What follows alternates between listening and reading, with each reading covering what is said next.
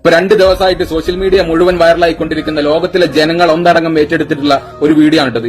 എത്ര മനോഹരമായ രംഗാല നോക്കിങ്ങൾ. ഒരു അമ്മ ജോലി കഴിഞ്ഞിട്ട് തന്റെ മകന്റെ സ്കൂൾ വിടുന്നതും കാത്തിരുന്നിട്ട് സ്കൂൾ വിട്ടതിന് ശേഷം തന്റെ മകനെയും കൂട്ടിയിട്ട് വീട്ടിലേക്കുള്ള യാത്ര ചെയ്യുന്ന അവസരത്തിൽ ട്രെയിനിൽ നിന്ന് ആരോ പകർത്തിയ ഒരു രംഗമാണിട്ടത്. ആ യാത്രയിൽ തന്റെ മകനെ തന്റെ ചാരത്തിരുത്തിട്ട് സുരക്ഷിതമായിട്ട് ഇങ്ങനെ അമ്മ കൈ ഇങ്ങനെ പിടിച്ച് നോക്കിക്കൊണ്ടിരിക്കേന്. ജോലി ഭാരത്താൽ ജോലിന്റെ കാഠിന്യം മൂലം അറിയാതൊന്നും മയങ്ങിപ്പോയതാ.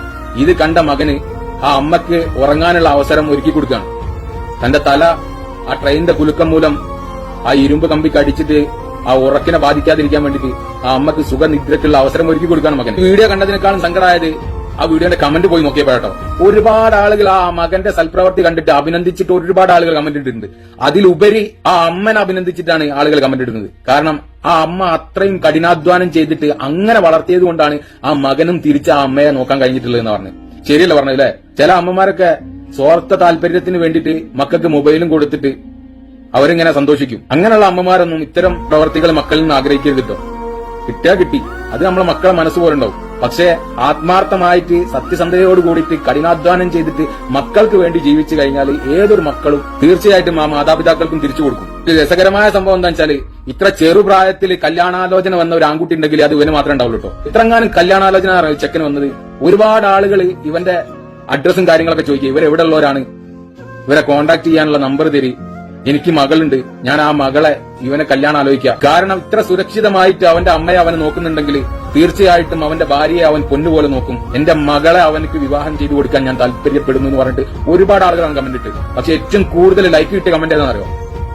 അവന്റെ ടീച്ചർ വന്നിട്ട് കമന്റ് ഇട്ടിട്ടുണ്ട്, ഇതെന്റെ വിദ്യാർത്ഥിയാണ്, ഇവൻ എന്റെ വിദ്യാർത്ഥി ആയതിൽ ഞാൻ അഭിമാനിക്കുന്നു, ഈ പ്രവൃത്തി കണ്ടിട്ട് ഞാൻ പുളകം കൊള്ളുന്നു എന്ന് പറഞ്ഞു. ശരിയല്ല പറഞ്ഞല്ലേ? നമ്മളൊരു നല്ല പ്രവൃത്തി ചെയ്തു കഴിഞ്ഞാൽ എത്ര ആളുകളല്ലേ സന്തോഷിക്കുന്നത്?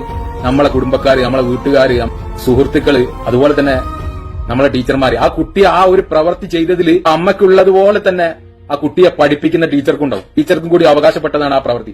അതേ സ്ഥാനത്ത് നമ്മളൊരു മോശം പ്രവൃത്തി ചെയ്താലല്ലേ എത്ര ആളുകൾ അതുമൂലം സങ്കടപ്പെടുന്നുണ്ടാവും, എത്ര ആൾക്കാർക്ക് അപമാനങ്ങൾ ഉണ്ടാക്കും അല്ലെ? എന്നാലോചിച്ച് നോക്കി. പിന്നെ എന്ന് പറഞ്ഞാൽ നമ്മുടെ നാട്ടിലുള്ള പോലത്തെ ആൾക്കാർ അവിടെയും കിട്ടും.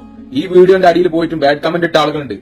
ആ അമ്മയെ വളരെ മോശമായിട്ട് ചിത്രീകരിച്ചുകൊണ്ട് ആ കമന്റ് ഇട്ടിട്ട് പിന്നീട് ആ അമ്മ വളരെ സങ്കടത്തോടു കൂടി വന്നിട്ട് അവരുടെ പ്രൊഫൈലിൽ വന്നിട്ട് അവർ വിശദീകരണം നടത്തിയിട്ടുണ്ട്. എന്താണ് ആ കമന്റ് ഇട്ടത്?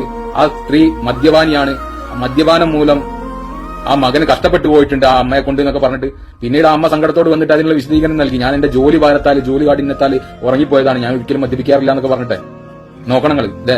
അപ്പൊ നമ്മളെ നാട്ടിൽ മാത്രം പ്രശ്നമല്ല, ഏതൊരു നല്ല പ്രവൃത്തി എവിടെ എന്തൊക്കെ ചെയ്താലും അതിന് ബാഡ് കമന്റ് ഉണ്ടാവും. നമ്മൾ പ്രതീക്ഷിച്ചോളാം. ഒരിക്കലും എല്ലാം നല്ലതായിട്ട് ചിന്തിക്കൂല നമ്മളെ ലോകത്ത്. ഇത് സ്വർഗ്ഗമല്ലല്ലോ. സ്വർഗ്ഗത്തിൽ പോലും അഭിപ്രായ വ്യത്യാസം ഉണ്ടായതുകൊണ്ടാണല്ലോ നമ്മൾ ഈ ഭൂമിയിലേക്ക് വന്നത്. രാത്രി നമ്മളെ കൈയിന്റെ വിരൽ ഇങ്ങനെയാണല്ലോ, 5-നും 5 വലുപ്പല്ലേ? തീർച്ചയായിട്ടും പല ആളുകൾക്കും പല അഭിപ്രായങ്ങളുണ്ടാവും. ഒന്ന് നമുക്ക് എന്താ സമാധാനം വെച്ചാൽ ഏറ്റവും കൂടുതൽ നെഗറ്റീവായി ചിന്തിക്കുന്നതിനേക്കാളും കൂടുതൽ ആളുകൾ ലോകത്തുള്ളത് പോസിറ്റീവായി ചിന്തിക്കാനായിട്ട്. ഒരു സൽപ്രവൃത്തി ചെയ്തു കഴിഞ്ഞാൽ ഏറ്റവും കൂടുതൽ അഭിനന്ദനങ്ങളാണ് ഉണ്ടാവുക. 10% മാത്രമേ ബാഡ് കമന്റ് ഉണ്ടാവുള്ളൂ.